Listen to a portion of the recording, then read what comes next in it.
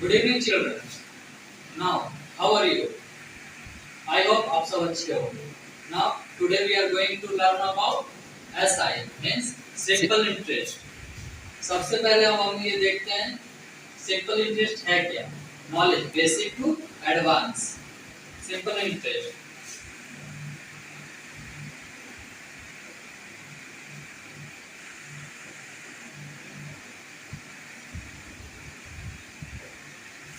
साधारण ब्याज. ब्याज क्या होता है? जब भी कोई लोन लेता है आदमी या फिर कोई भी हम गाड़ी लेते हैं या किस्त में कोई भी सामान लेते हैं तो हमें उसका एक टाइमिंग दे दिया जाता है. एक उसमें हमें रेट दे दिया जाता है कि कुछ परसेंट में हमें ये सामान को अगले मंथ में या अगले साल के लिए आपको चुकानी है. तो हमें जो ऋण में जो हमने पैसा लिया है या जो हमने सामान खरीदा है उस पे जो हमें एक्स्ट्रा पैसा देना पड़ता है तो उसे हम ब्याज बोलते हैं कि हम एक्स्ट्रा पैसा दे रहे हैं. तो वही अब हम आज निकालना सीखेंगे. सबसे पहले हम कोई भी अगर मैथ्स बनाते हैं तो उसका हमें फॉर्मूला पता होना चाहिए. तो हम सबसे पहले सिंपल इंटरेस्ट जो ब्याज निकालेंगे तो ब्याज निकालेंगे कैसे उसका हम पहले सूत्र देख लेते हैं फॉर्मूला से. तो फॉर्मूला क्या है? अगर हमें सिंपल इंटरेस्ट निकालनी है सिंपल इंटरेस्ट तो उसका फॉर्मूला होता है P into R into T by 100.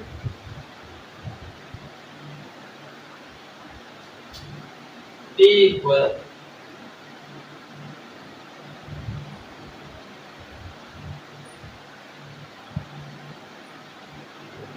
principal time for R for rate. ना और ऐसा ही मतलब पता ही है सिंपल इंटरेस्ट. तो ये है सिंपल इंटरेस्ट का formula P into R into T by 100 means T for principal, R for rate and T for time. अब हम इसी के अकॉर्डिंग जो भी क्वेश्चंस रहता है वो बनाएंगे. Now the first question is rate equal 8%, time equal 1 year and SI equal question mark. अब इस क्वेश्चन में SI निकालना है सिंपल इंटरेस्ट. रेट दिया हुआ है, प्रिंसिपल दिया हुआ है, टाइम दिया हुआ है, फॉर्मूला पता है. अब ये क्या करना है सिर्फ वैल्यू को पुट करना है फॉर्मूला में. तो फर्स्ट सॉल्यूशन में देखते हैं कि क्या होगा. यहाँ पर सारा वैल्यू दिया हुआ है तो सिर्फ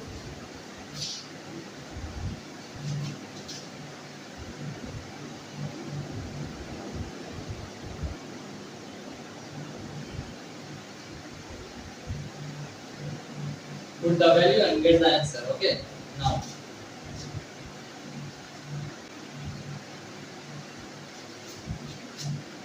प्रिंसिपल में 5000, रेट में 8% और टाइम में 1 लिख लिए, नीचे 100. अब इसे हम डिवाइड करते हैं. हम जानते हैं कि ऊपर नीचे ये डिवाइड होता है फ्रैक्शन में. तो ये एक 0 से एक 0 काट सकते हैं हम. जो भी ऊपर बचा हुआ नंबर मल्टीपल में है तो मल्टीपल हम इसको कर देते हैं means 5 is 40 and 0 is 400. SI का ये वैल्यू हो गया है. सेकंड क्वेश्चन इसी तरह से अगर हम देखेंगे एक और इसमें भी प्रिंसिपल रेट भी दिया हुआ है, टाइम भी and SI equal also question mark. तो अब हमें SI निकालना है. तो SI का फिर से हम फॉर्मूला का यूज कर लेते हैं P into R into T by 100 means 3200 R 4 and time equal 1 divided by 100. ये दो जीरो से हम इस दो जीरो काट देते हैं.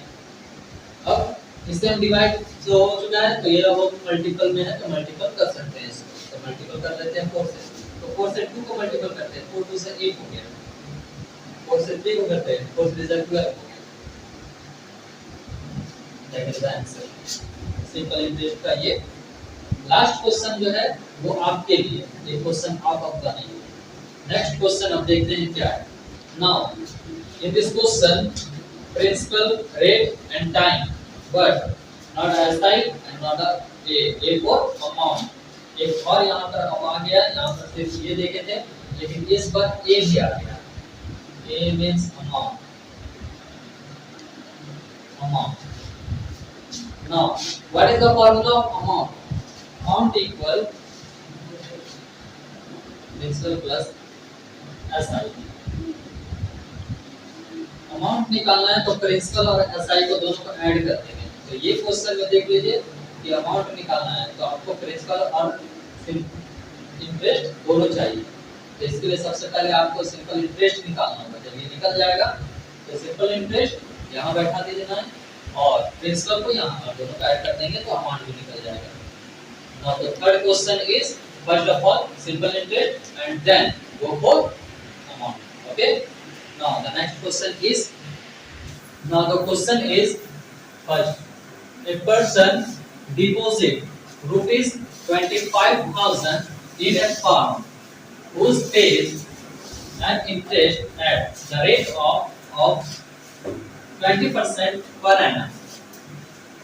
Calculate the income he gets from it annually. Now in this question, person deposits 25,000.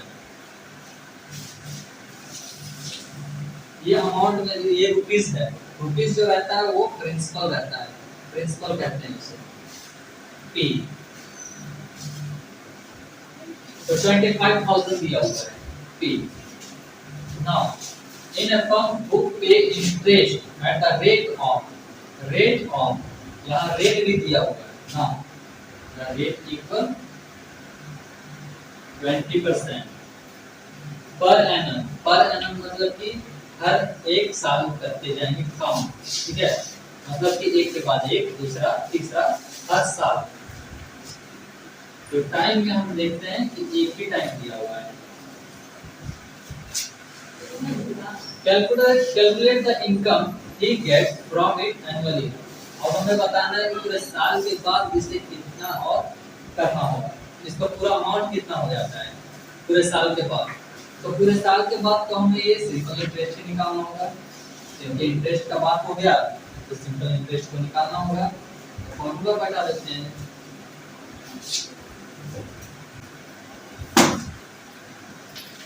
P into R into T.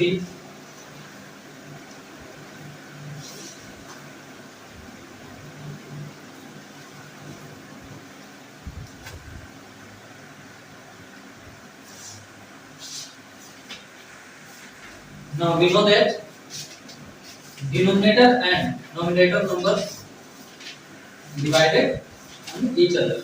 दोनों एक दूसरे से काट सकते हैं. ये काट. ठीक है, 2 जीरो से ये 2 जीरो. अब यहाँ पर ये नंबर्स को मल्टीपल कर सकते हैं. 2 5 is 10 here and 2 2 is 4 and 1 5. How many zero? एक जीरो इसमें छूट गया है, एक जीरो इसमें छूट गया है. यहाँ हम 2 जीरो लगा सकते हैं. ठीक है, तो ये हो गया इसका मल्टीपल. नंबर को सिर्फ नंबर से काउंट किए और जो जीरो छूट गया था वो जीरो हम लास्ट में लगा दिए. तो ये हो गया सिंपल तुरंत मल्टीपल करने का तरीका. Now this is the simple interest. Now the second question is, a man borrowed rupees 8,000 from a bank at 8% per annum. Find the amount he is to pay after 1.5 years. 4.5 years. 4.5 years. ये तो ब्याज ये सब जितना भी रहेगा वो तो जोड़ देना है. क्योंकि अगर लोन ले रहे हैं या फिर बैंक में ले रहे हैं रख रहे हैं तो उसका कुछ परसेंटेज तो जुड़ते जाएगा आपके अमाउंट्स में. और जब भी आपका अमाउंट्स के बाद कोई एक्स्ट्रा अमाउंट आता है तो वो समझिए कि आप ब्याज में आ रहा है. और ब्याज का आपको पता है कि सिंपल इंटरेस्ट निकालेंगे कैसे. तो सारा चीज सबसे पहले आप लिख लीजिए कि इसमें है क्या क्या. Now in this question principal equal 8,000, rate equal 8% per annum. Per annum means per annum. Now find the amount he is to pay after 4.5. यहाँ पर है लास्ट क्वेश्चन जो था प्रीवियस क्वेश्चन उसमें था ईयरली मींस 1 ईयर एक का, लेकिन यहाँ पर दिया हुआ है टाइम 4.5। टाइम में यहाँ लिख सकते हैं हम 4.5 साल। अब इसमें हम देखते हैं कि ये जो है एक 1 नंबर है 1/2 में, इसको तो सबसे पहले सॉल्व कर देते हैं इम्प्रॉपर फ्रैक्शन में। इम्प्रॉपर फ्रैक्शन में कैसे सॉल्व होता है, हम ये दोनों नंबर्स को मल्टीप्लाई करते हैं और ऊपर नंबर को ऐड कर देते हैं, तो ये हो जाता है इम्प्रॉपर फ्रैक्शन से सॉल्व। 4 2 से 8 and 1 9, तो 9 and 2 हम ये लिख सकते हैं। नहीं तो यहाँ पर इतना बड़ा लिखने में थोड़ा दिक्कत हो सकती है, इसीलिए मैं इतना छोटा लिख लेता हूँ थोड़ा। अब now putting the value of PRT in the formula SI, PRT by 100. Now P equal 8000, R equal 8% and time equal 9, और ये जो 2 आ रहा है तो वो 2 हम यहाँ पर लिखेंगे, और जो 100 आ रहा है 100 हम यहाँ पर अगर लिख लेते हैं यहाँ पर 100, तो हम देखते हैं इस अमाउंट के लिए 2 डिवाइड्स है, इसमें कोई भी नंबर नहीं है तो वो नहीं, ठीक है। अगर इस अमाउंट के लिए हम इसको 2 डिवाइड को अगर फ्रैक्शन में चेंज करते हैं तो यहाँ पर जो नंबर्स है ये अप एंड डाउन में हो जाएगा, होगा ना, क्योंकि यहाँ पर जो नंबर्स है ये समझो कि अगर इस नंबर को हम ऊपर कर देंगे, इस नंबर को ऊपर, तो ये नंबर नीचे आ जाएगा ऑटोमेटिक। नहीं आया समझ में, कोई बात नहीं, देख लेते हैं नेक्स्ट प्रोसेस में यहाँ तक, ठीक है। अब इसमें से ये 100 है सारे में समझो, ठीक है, सारे में है, तो अगर ये सब हम अलग अलग कर देते हैं फ्रैक्शन का हम अलग लिख देते हैं, तो यहाँ पर हम कैसे लिख सकते हैं 8000 इसका 100 अलग कर लेते हैं, और इसमें जो है 9/2 और इसका 100 वो अलग कर लेते हैं, तो इसके लिए कुछ नहीं है, दैट मींस 1। अब किसी में भी 2 डिवाइड नहीं होता है, डिवाइड को हमको फिर से मल्टीपल में चेंज करना होता है, एक डिवाइड घटा करके, तो एक डिवाइड में घटाऊंगा कैसे, तो वो देखिए जब भी यहाँ 2 नंबर आ जाएगा तो सिर्फ एक नंबर लिखना है शुरू में, और ये जो दूसरा नंबर है उसको यहाँ पर लिखना है मल्टीपल में। बस फर्क ये रहेगा कि नंबर जो है वो डिनोमिनेटर ऊपर, डिनोमिनेटर जो है वो चला जाएगा ऊपर और न्यूमरेटर नीचे आ जाएगा, तो यहाँ पर 1 था नीचे में, दैट मींस अप एंड 100 जो ऊपर में था that means number by going denominator, ये हो गया। अब ये नंबर्स तो है इक्वल आपको दिख ही रहा है, दिख रहा है ना, तो यही नंबर मैं पहले ही बता रहा था कि अगर अब हमें इसे सॉल्व करना होगा तो हम यहाँ पर इसको सॉल्व कर सकते हैं। यही प्रोसेस मैं यहाँ बता रहा था कि ये 2 रहेगा 100 के साथ में नीचे, 100 के साथ में नीचे, यहाँ पर आ गया ना, आके 100 के साथ में यहाँ अलग करके दिखाऊं इसलिए, लेकिन यहाँ पर आपको अलग करके हम समझाने के लिए लिखा है, लेकिन आप सिर्फ यहीं पर लिखिएगा, एक स्टेप आगे नहीं। अब आपको पता चल चुका है कि ये जो 2 रहेगा वो 100 के पास रहेगा नीचे से, तो हम यहाँ लिख सकते हैं 9 एंड यहाँ लिख सकते हैं 2, ठीक है। अब डिवीजन का प्रोसेस स्टार्ट करते हैं हम, 2 0 से हम 2 0 को हम काट सकते हैं, 2 का टेबल से हम ये 80 को भी काट सकते हैं, 8 को भी काट सकते हैं, एज योर विश, इसे ही काटते हैं। 40 टाइम्स में ये कट जाएगा, 8 कटेगा 4 टाइम्स में, अरे 0 बच गया था तो मतलब 40 हो गया, और अब नीचे का सारा कट चुका है, ऊपर जितना बचा है वो मल्टीप्लिकेशन में बचा है, 40 into 8 into 9, now at least only you have to table पर किया आप 8 9 था 72 and 4, और हम इसको ऐसे कर लेते हैं, 0 साइड से पहले मल्टीपल कर लेते हैं, जो भी नंबर पहले 0 साइड से मल्टीपल कर लेते हैं थोड़ा इजी हो जाएगा, तो इसे करते हैं सबसे पहले, तो 8 4 32 and 0, ये हो गया। अब 9 का टेबल पढ़ने में इजी होगा, यहाँ पर तो बहुत बड़ा टेबल हो जाता है, अगर हम यहाँ 72 लिखते हैं, 72 को 4 से मल्टीपल करते हैं, थोड़ा बड़ा हो जाता है, इससे अच्छा पहले इसको मल्टीपल कर लिए और 9 से आप एक एक डिजिट करके मल्टीपल कर सकते हैं। हाँ, नाउ अब ये दोनों को अगर आप मल्टीपल करते हैं, देन 0 हटा देते हैं, सिंपल मल्टीपल करते हैं पॉइंट केवल नंबर से, 9 2 से 18 एंड 28, और यहाँ 0 जो था वो 0 यहाँ लगा देते हैं। That is the amount of SI. यही है एसआई का amount. Now this is the question for SI. आप लोगों ने जितना भी अभी एसआई बनाया है, अमाउंट बनाया है, अमाउंट निकालना सीखा है, तो उसी के लिए यहाँ पर कुछ क्वेश्चंस दिया हुआ है। 1 number, Rahima deposit rupees 5,000 in a bank which offers SI at 8% PA, means per annum. How much interest will she receive after 3 years? Means principal, rate and time also यहाँ दिया हुआ है।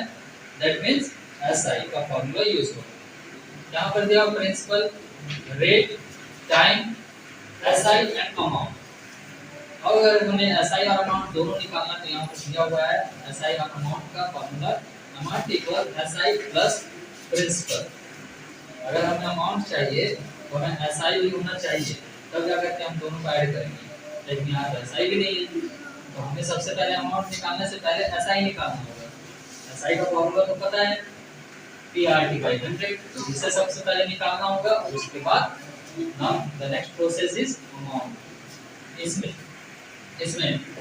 The next question is principal है, rate है, time है and SI and amount. Again इस question में principal, SI and amount only. अब इसमें से SI क्यों निकालना है नाउ। अब आप सब जो है नेक्स्ट क्लास सेटिंग कर रहे हैं, हो गया तो ऑन कर रहे हैं, ऑन कर लिए। हाँ, ये आपका SI का जो भी बेसिक नॉलेज होना चाहिए, बेसिक से एडवांस, तो SI सिंपल इंटरेस्ट का जितना भी क्वेश्चंस आएगा वो आप बना सकते हैं। But remember always one thing, principal, rate और टाइम। हमेशा आपको याद रखना होगा प्रिंसिपल, रेट और टाइम कहाँ कहाँ दिया हुआ है। अगर आप इसमें से गड़बड़ा जाएंगे तो फिर आपका SI या फिर P या फिर अमाउंट ये गलत हो सकता है। अगर गलत हो गया तो आप फॉर्मूला बैठाएंगे, उसमें हो सकता है कि वैल्यू पुट करने में आप गलती कर दें, गलती कर देंगे तो फिर आपको हो सकता है मिस्टेक हो जाए। इसलिए आप अगर इस फॉर्मूला और इसका फॉर्मूला और प्रिंसिपल, रेट और टाइम को ध्यान में रखेंगे तो आपका फिर सिंपल इंटरेस्ट का कोई क्वेश्चन गलत नहीं होगा। तो ये आपका पूरा कंप्लीट हो चुका है सिंपल इंटरेस्ट। Thank you. तो ऑन करो, हो गया। हाँ, मिलते हैं नेक्स्ट क्लास में। Thank you.